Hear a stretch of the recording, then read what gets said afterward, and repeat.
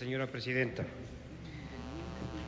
en realidad quería hacer solamente un... Interviene el asambleísta Miguel Carvajal, representante de País. Voy a referir a este tema puntual, pero me voy a ver obligado también a plantear un par de reflexiones adicionales. ¿Cuál es el tema puntual? Si la Comisión ha acogido buena parte de los criterios que se han planteado en la discusión, tanto en la Comisión como en el Pleno, sobre, por ejemplo, la firma por el Presidente de la República del ascenso de los señores oficiales generales, y si la Comisión ha acogido el criterio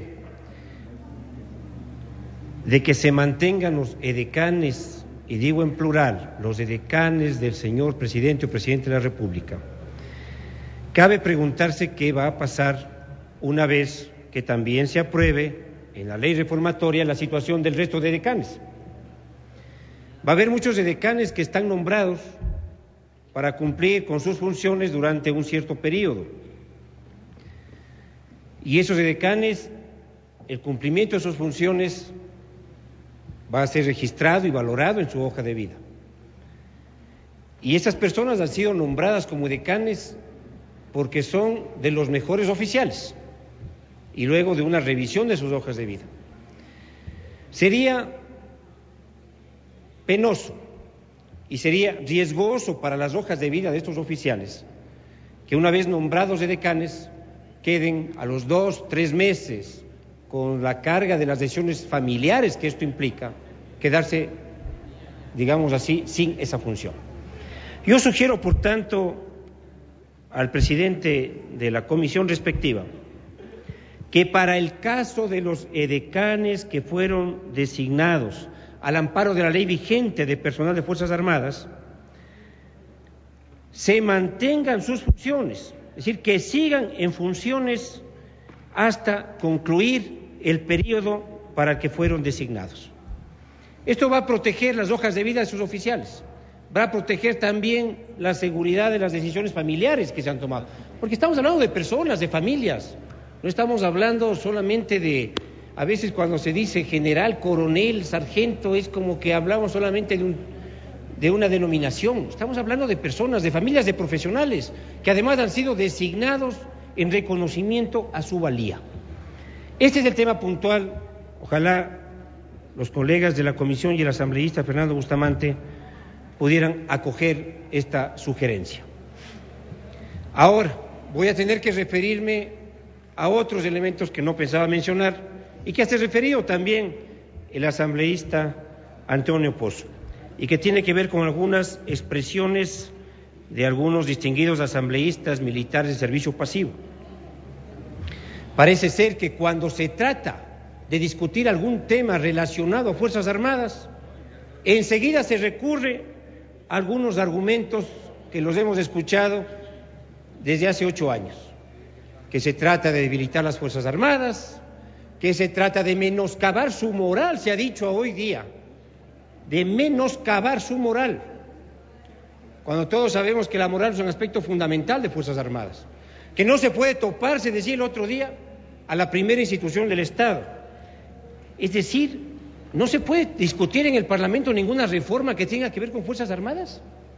No se puede discutir siquiera, como este es el caso, de que debemos tener edecanes, y digo debemos en plural porque es como país, como Estado, para las distintas funciones del Estado, porque solo el hecho de discutir supone atentar a las Fuerzas Armadas o atentar a su moral. No se puede discutir si es que la firma del presidente tiene que estar para el caso en que asciendan generales y almirantes, porque eso es atentar a la seguridad, casi a la seguridad del país, porque está atentando a Fuerzas Armadas. Yo creo, señores asambleístas, compañeros asambleístas, que estos son como argumentos que quieren decir no se puede discutir nada de Fuerzas Armadas porque se está afectando a una institución a que todos los ecuatorianos, no solamente que las respetamos, las queremos, sino que detrás de esto a ratos siento que se esconde una suerte de amenaza. Y esas suertes de amenazas nosotros no podemos aceptar como asambleístas. Ventajosamente, esas amenazas no vienen de Fuerzas Armadas. Ventajosamente esas amenazas vienen de sectores políticos que alguna vez tuvieron o fueron parte de Fuerzas Armadas. Pero en todo caso es inaceptable. En todo caso es inaceptable.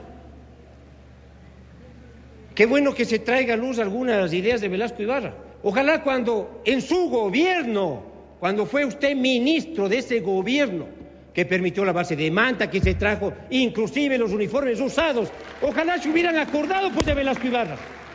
Ojalá se hubieran acordado pues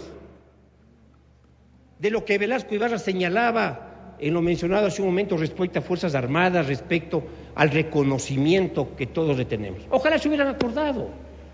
Ojalá se hubieran acordado de Fuerzas Armadas para avanzar en el mejoramiento de las condiciones operativas, pues, y no ahora. Resulta que afectar o menoscabar el honor de Fuerzas Armadas, afectar la defensa nacional, es haber hecho, por ejemplo, decisiones que mejoren el nivel operativo de la defensa ecuatoriana. Resulta que afectar la moral de Fuerzas Armadas es haber avanzado a implementar y aceleradamente, de acuerdo a lo que estaba previsto, la homologación salarial. O sea, haber mejorado el nivel salarial de Fuerzas Armadas y avanzado en la homologación, disminuyendo el tiempo previsto, es afectar la moral de Fuerzas Armadas. Resulta que afectar las Fuerzas Armadas es dar equipamiento militar, pero también atender la calidad de vida de nuestros militares en sus cuarteles. Resulta que afectar la moral, la capacidad de Fuerzas Armadas es garantizar la capacidad de su Instituto de Seguridad Social, donde se atienden los militares y sus familias. Resulta que afectar la defensa nacional es haber tenido una posición digna. A propósito de lo mencionado por el asambleísta que me concedió la palabra, me refiero al asambleísta Tapia, sobre el vil y cobarde bombardeo uribista a Angostura, porque ni siquiera fue colombiano, fue uribista. Atentar a las Fuerzas Armadas es haber cambiado esa lógica lamentable o esa realidad lamentable operativa, donde cuando se produjo el bombardeo no teníamos ni helicópteros para llegar y ahora la situación es completamente distinta. Esos son argumentos traídos de los cabellos, que solamente pueden esconder amenazas, y las amenazas no las vamos a aceptar, venga de quien venga, venga de quien venga. Es inaceptable para un parlamento, siquiera discutir amenazas veladas. Aquí, como ha dicho el asambleísta Pozo, se están discutiendo dos temas que son absolutamente legítimos de discutirse y que nada tienen que ver con esta manipulación que se hace respecto a que se está queriendo debilitar las Fuerzas Armadas, debilitar su moral, debilitar la capacidad defensiva del país, que esto está en unos manuales, se dijo la vez pasada, de lucha comunista. Es decir, argumentos que no tienen sentido, pero peligrosos, porque lo mismo escuchamos fuera, lo mismo escuchamos de algunos exgenerales, de algunos excomandantes de servicio pasivo. ¿Qué es lo que se trata de crear? ¿Acaso un clima? ¿Se trata de crear acaso un clima, a propósito de estas dos discusiones, absolutamente además pertinentes y necesarias de hacerlas? ¿Se trata de crear un clima de amenazas? Yo quiero señalar mi profunda molestia y reclamo por este tipo de argumentos mañosos y al mismo tiempo mi profunda confianza en la capacidad profesional y democrática de nuestras Fuerzas Armadas. Haberles dado el voto a los militares y a los policías ahora resulta que es afectar a la moral de Fuerzas Armadas. Seguramente algunos estaban contentos con que no ejerzan el voto, pues. Pero esto es una medida de avance democrático y así podemos seguir enumerando muchísimas. Reitero en el pedido al presidente de la comisión y a los miembros de la comisión sobre este tema relacionado a los señores edecanes que han sido nombrados, que están en funciones y que lo deseable, en mi opinión, sería que continúen en sus funciones hasta que termine su periodo para el cual fueron nombrados. Muchas gracias.